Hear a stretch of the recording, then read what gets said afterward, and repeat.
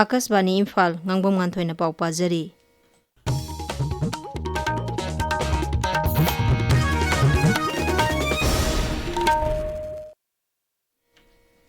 Manipur dangasi humpu suba Hunger Marchers Day saklam khongchat pangthokli mapung oiba thoram Imphal gi pisum chinga machada leiba memorial da pangthokhi ayuk angan badagi hauna yakai rol sakpa madi laikhreba sangi maphamda laisu katunai kai khumna bo utkhi mafam asidagi miyam gi oiba khongchat ama DM College of Arts gi ground phau busatki tungda miyam gi mifam ama su pangthokhi ningsing bayai ingkum jalising machamapan humpu manga gi ngasi gi numit asida Manipur da khusem gi seng tangbaga mari lenana mahiroi singna khongjang changsilakpada miyoi mari leikhidabani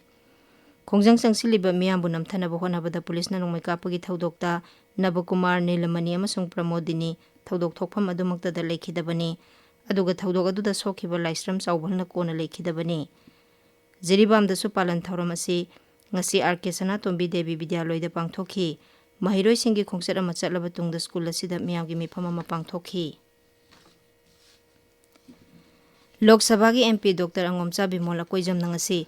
Indian Red Cross Society Kaksing branch da ambulance ama kusinakre hairi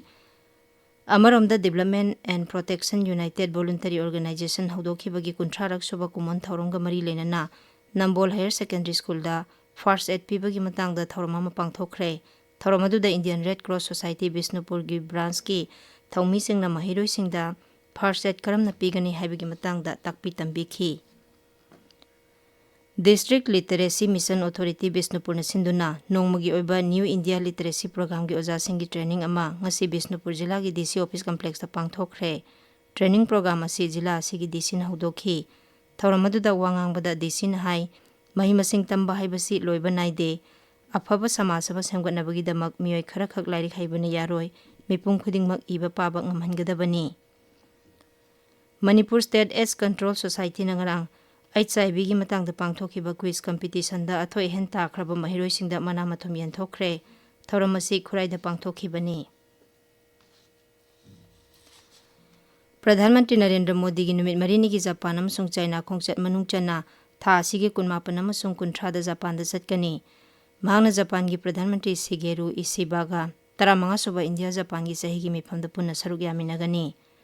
tungda Sri Modi na tha asi kunthra mathoi da China da chatkani khongchat asida Tianjin da pangthokadaba Shanghai Corporation Organization gi 15 suba Council of Heads of State gi mifam da Sri Modi saruk yagani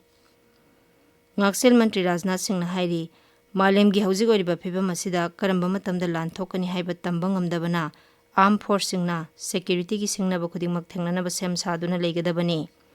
wafam asi Sri Rajnath na Madhya Pradesh ta leiba Army War College ta pangthokpa ran samba thorum da phungdokhibani Griha Mantri Amit Shah na hairi Operation Sindur amasung Mahadevana terrorist singda leibak asigi nagrik sigi punsi da singnarubagi folkari oibagi haibadu chapchana khanghanba ngamkhre Sri Shahana Pahalgam attack ta senaba terrorist singi mayokta sathekhiba Operation Mahadeva da saruk yakhiba Bharat Lanmi Jammu Kashmir Police amasung CRPF ki jawan sing buikai khumna butkhi thoramadu da wangang bada mantri na hai leiba asigi NIA gi Forensic Science Laboratory da sangyang tawbada Operation Mahadeva da hakhiba terrorist sing adu Pahalgam attack sathabada yaukhiba terrorist sing ni haiba khangba ngamle Maharashtra gi Palghar jila gi Boisar Industrial Estate ta leiba Pharmaceutical Manufacturing Unit ta nitrogen gas leak oibadagi sinmi mari leikhidaba amasung anina sopan nangkhiba thodok aduga mari lenana National Human Rights Commission NHRC na Rajya dugi Chief Secretary amadi DGP da notice thakre Thodosigi matang da marik chumba report pikhalong nabasu commission khanghanki Minorities Affairs Mantraloy amadi Central Marine Fisheries Research ka MOU ama sahi tawnaragani madugi matung ina Kerala gi mising yamjadaba kam kimyoi chatruk marfudara da fisheries leadership amadi entrepreneurship ki matang da training pigani thorang asi thabak phangdribana ha singda masana masabu thabak bijaduna senthok lambi lehenaba pandamda Pradhan Mantri Bisar Satka Sambardhan Scheme gi makhada paikhalakpani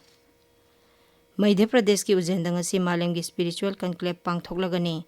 Tourism Mantraloy gi tengbang loinana Rajya gi Tourism Bibhag na sinba mifam asi Kendra gi Tourism amasung Culture Mantri Gajendra Singh Shekhawat na hawtokani pauloi jare